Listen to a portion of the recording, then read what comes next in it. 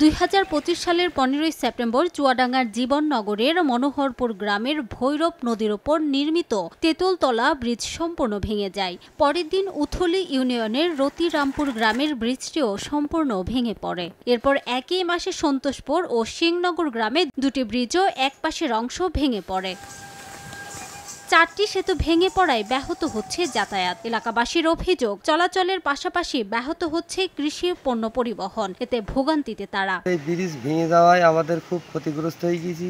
কৃষি কোনো মাল নিয়ে আসা যাচ্ছে না, কোনো মাল দেখা যাচ্ছে না। আমরা খুব দুর্গতিতে আছি। চলাচলের যে বিঘ্ন সৃষ্টি হয়েছে এবং চলাচলের যে অযোগ্য অবস্থা তৈরি হয়েছে, এটা দুর্বিষহ জীবন যাপন করতে হচ্ছে। তো এইগুলা যদি অতি দ্রুত আমাদের ঠিক করে না দেওয়া হয়, তাহলে জীবনের ঝুঁকি নিয়ে বা যে কোনো সময় বড় কোনো দুর্ঘটনার শিকার হতে পারি আমরা।